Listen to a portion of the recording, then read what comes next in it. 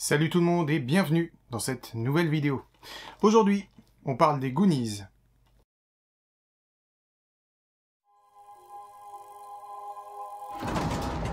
Hey, Mike found a map! One-Eyed Willie! My dad told me all about him. See, One-Eyed Willie stole treasure once, and then he got into this cave, and he's been there ever since, trapped. You guys, just what if this map could lead to One-Eyed Willie's rich stuff?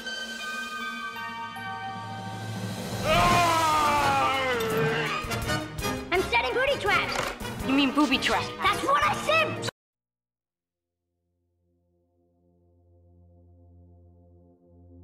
Salut tout le monde, si comme moi vous êtes né en 1985, impossible que vous soyez passé à côté des Goonies. Car oui, il semblerait que ce film ait été un pilier pour les gens qui sont nés l'année de sa sortie. Une théorie dit que, lorsqu'on est une certaine année, bizarrement on aime toujours le cinéma de son année de naissance. Eh bien c'est le cas pour moi pour les Goonies, et laissez-moi vous expliquer pourquoi. Je ne peux pas commencer cette vidéo sans rendre un vibrant hommage à Richard Donner qui nous a quittés le 5 juillet dernier et qui a donné vie à ce pur chef-d'œuvre de mon enfance. Loin de plaire à tout le monde, le film a laissé et laisse encore aujourd'hui totalement vide de réactions certaines et certains qui n'y voient qu'un film pour enfants parmi tant d'autres. Et pourtant, c'est une ode à l'amitié et à la fraternité, tout comme le Club des ratés peut aussi l'être dans Ça de Stephen King.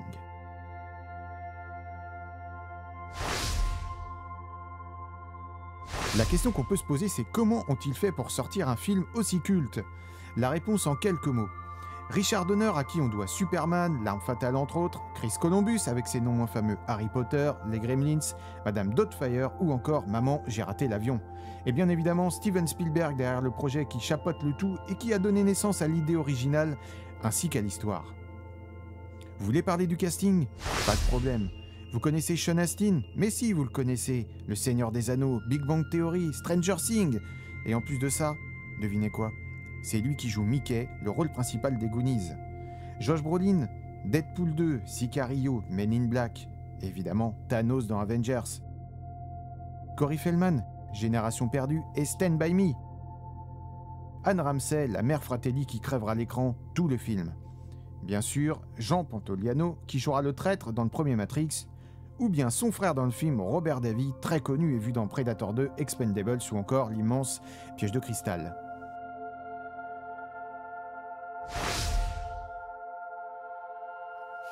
Les Goonies est imaginé par Steven Spielberg, mais il décide de demander de l'aide à un très bon ami à lui, Chris Columbus, qui vient de réaliser Les Gremlins un an auparavant, avec l'immense succès qu'on lui connaît. Et bien évidemment, le film est produit par Amblin, la société de production de Steven Spielberg. Vous me voyez venir, évidemment, le lien est fait, ils sont amis, ils vont travailler ensemble à nouveau. Très rapidement, l'immense potentiel de l'histoire se fait ressentir et Steven Spielberg donne les clés du tournage à Richard Donner. Il est important de préciser qu'à ce moment-là de sa vie, il a déjà réalisé Superman et bien sûr, il est très connu et reconnu pour ses talents. Il réalisera L'Arme Fatale à peine 2 ans après les Goonies. Le casting est simple. Sur le papier, on a une bande de copains martyrisés par les plus grands, un peu débiles, qui veulent absolument se taper la fille dont Brent, le grand frère qui fait de la muscu, est fou amoureux. Mickey, Bagou, Data, Choco, Brent, le grand frère de Mickey, et bien sûr Andy et Steph, les 2 filles de la bande, forment les Goonies. L'histoire.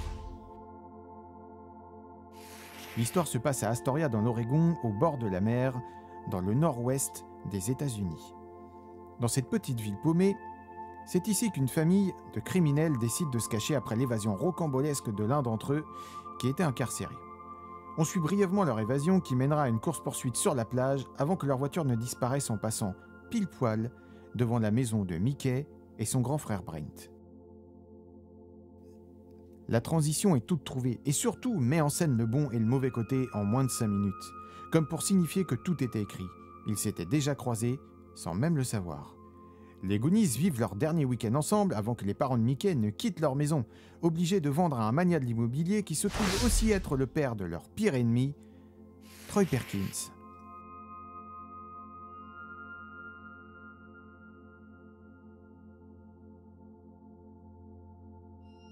Alors, quand on parle des Goonies, c'est très difficile de ne pas parler de Willy le Borgne ou bien de Sinoc, qui sont 2 personnages très importants du film.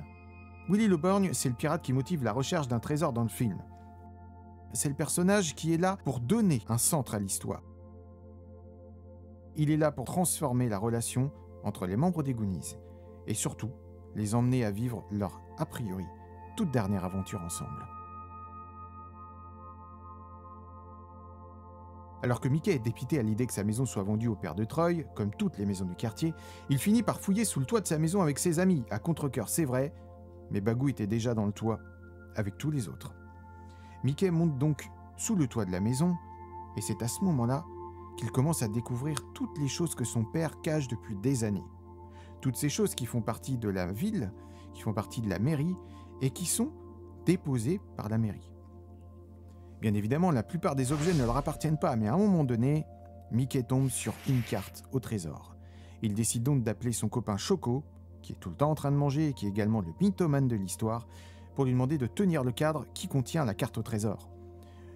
Vous imaginez bien ce qui va se passer, Choco fait tomber la carte et c'est ainsi que la glace se casse. Ils récupèrent tous la carte et lisent l'article qui est avec. En quelques minutes, après que Choco ait une fois de plus détruit plusieurs objets, Mickey tombe sur une carte au trésor avec un médaillon qui semble ouvrir quelque chose. Mais plus encore, un article accompagne le tout.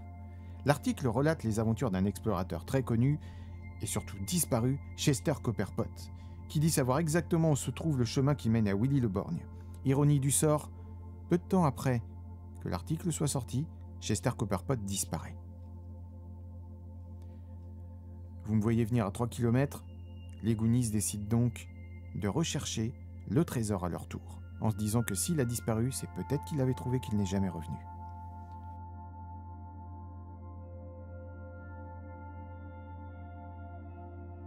Au même moment, les Éclairton et la bande d'amis se demandent si ce week-end, ce dernier week-end des Goonies, ne devrait pas être celui de leur plus grande aventure. Ni une ni deux, ils décident de partir avec la carte au trésor qui accompagne le médaillon, et partent à la recherche du premier endroit dessiné dessus, l'entrée secrète qui mène à un sous-sol inconnu. Dès leur arrivée sur les lieux, alors qu'ils comptent leurs pas comme mentionné sur la carte, ils entendent un bruit retentir et s'arrêtent net.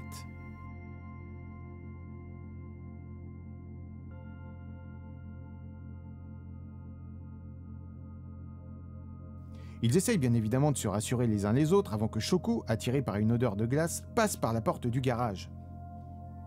Et c'est là que l'histoire débute réellement pour les Goonies. Plutôt que de suivre ses amis, il entre donc dans le garage et se retrouve nez à nez avec une voiture criblée de balles. Il la reconnaît aussitôt, c'est la voiture des Fratelli, qu'il a vue depuis la baie vitrée du magasin où il se trouvait peu de temps avant, et il sait que toute la police du comté est à leur recherche. Il faut que vous sachiez une chose importante par rapport à Choco, dans l'histoire c'est un mythomane, il passe son temps à mentir, et c'est à ce moment-là que l'histoire prend un tournant parce que personne ne va le croire.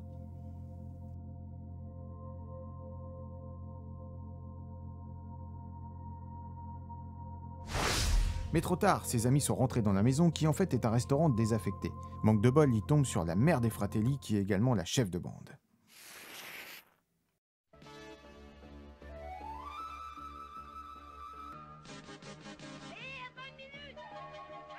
Steven Spielberg présente les Goonies. Évidemment, quand Choco arrive et leur raconte ce qu'il a vu, tout le monde le prend pour un mythomane, puisqu'il ment tout le temps. Là, on peut retrouver un parallèle avec un bon nombre de contes qui racontent l'histoire d'enfants qui crient aux monstres ou aux dragons, alors qu'il n'y en a pas et se retrouvent sans aide le jour où ils disent vrai. Alors je ne veux pas vous spoiler toute l'histoire, mais à partir de maintenant, je vais vous parler de mon ressenti et de mon histoire avec ce film. Je suis donc né en 1985 et j'ai vu ce film très tôt. Tellement tôt que j'ai encore la cassette vidéo originale enregistrée par ma mère à peine quelques années après la sortie du film. C'est mon trésor. Autrement dit, cette cassette a presque 40 ans aujourd'hui et je peux le dire très clairement, ce film est mon film préféré. Loin, très loin de tous les films que j'ai pu voir dans toute ma vie. Il faut dire que j'ai découvert ce film alors que j'avais 7 ou 8 ans maximum et c'était une période compliquée pour moi, tant à l'école qu'en dehors, et ce film m'a vraiment permis de m'évader totalement et ce sentiment ne m'a jamais quitté, même jusqu'à aujourd'hui. La question la plus importante, c'est de se demander pourquoi les cinéphiles aiment tant le cinéma des années 70, 80 et même 90. Qu'est-ce qui est si fort dans ce cinéma, et notamment dans le film des Goonies? La réponse tient en peu de choses. En fait, le manque de moyens, pour moi, c'est la clé. Ça stimule la créativité. Et à l'époque, il n'y avait pas les CGI comme aujourd'hui. L'ambiance particulière, la musique de fond qui était totalement incroyable à l'époque. Je vous rappelle qu'on parle d'une époque où Michael Jackson a explosé. Les synthétiseurs ont explosé. Jean-Michel Jarre a explosé. Toute cette période était bénie. C'était incroyable. Et regardez aujourd'hui ce qui se passe. On est en 2021 et tous les chanteurs connus reviennent à de la musique des années 80. Que ce soit Dua Lipa ou même d'autres. Non pas que le réalisme soit un problème de nos jours, mais à la recherche de la perfection, on a en quelque sorte tué l'effet cinéma qu'on pouvait retrouver dans tous ces films. Le manque de netteté des images, le grain, l'âme du film. Les Goonies devaient à la base avoir une suite qui a été maintes fois repoussée. À la place, un jeu vidéo, mais ça, ce sera l'occasion d'une autre vidéo. Très bientôt, je vous en fais la promesse. Alors si comme moi, vous êtes né en 1985 et que vous êtes fanatique de ce film, bienvenue sur ma chaîne. Et je vous dis à très bientôt pour parler de cinéma, de jeux vidéo et de culture geek, une fois de plus. Ciao et surtout, n'arrêtez jamais de rêver.